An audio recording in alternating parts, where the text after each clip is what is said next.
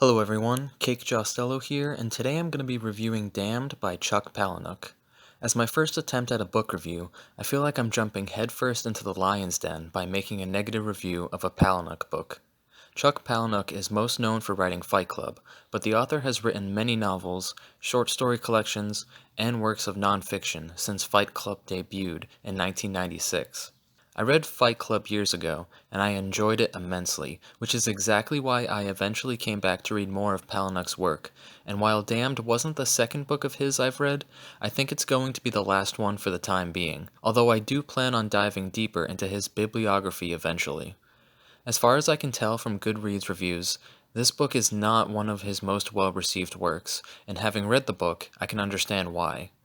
There will be spoilers in this review, so if you're planning on reading this book and don't want to know how it ends, this review is not for you. Damned follows the adventures of recently deceased 13-year-old Maddie Spencer, who, as you can probably surmise from the title of the book, has been damned to hell.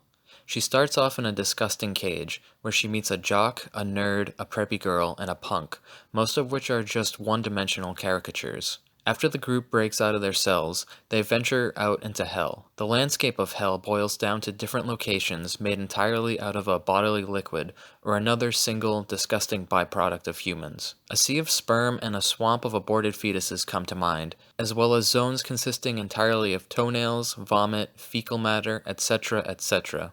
This may seem like a good idea for hell when you first read about it, but after a while it just felt unimaginative and boring. I never really got a good sense of where the characters were in hell because the traversal of hell had a strange pacing to it. Before too long, the group is followed by a large demon who starts to eat Archer, the punk.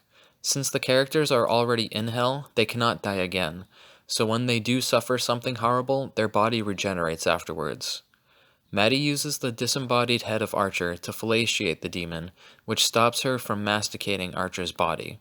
This probably should have been the point where I put the book down, but I let my curiosity get the better of me and continued nonetheless. The characters become telemarketers, because of course they do, and Maddie uses the opportunity to convince a bunch of people to commit enough sins to go to hell.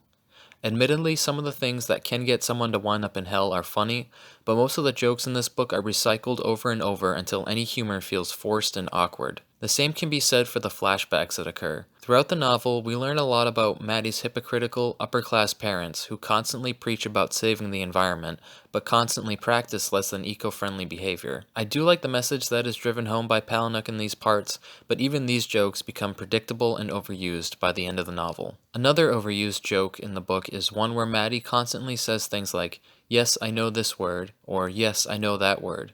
In several instances, these parts don't even make much sense because they're surrounded by more obscure words than the ones in question. This may have been intentional, but that doesn't make it any less annoying.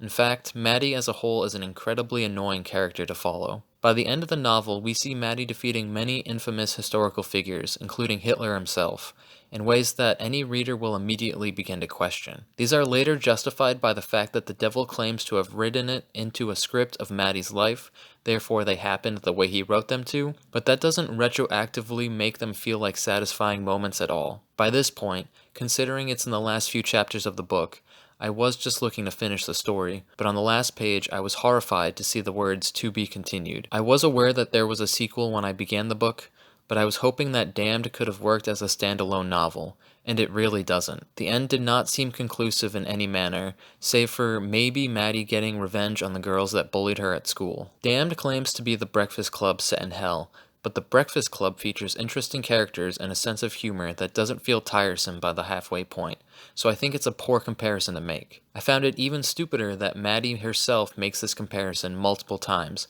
as opposed to just the summary on the back of the book mentioning this. There were few things that I felt deserved praise by the end of the novel. The main two things I appreciated were Palahniuk's diction, which never seemed to wane throughout the roughly 250-page novel, and the sentiment that Earth is hell because people expect it to be heaven, a thought that recurs several times throughout the novel, but isn't overstated, at least not in my opinion. Damned was published in 2011 and has a sequel known as Doomed, which was published 2 years later. Supposedly, there was meant to be a third book, but it seems that Palahniuk has spared us from a third installment of Maddie Spencer's adventures, at least for now. I have heard that multiple consecutive chapters in Doomed revolve around a glory hole, and that the book is even worse than Damned, so I think I'm going to save myself from the agonizing pain of 300 plus more pages spent following Maddie Spencer around. If Chuck Palahniuk meant to make the reader feel like they were in hell, he did a damn good job at it.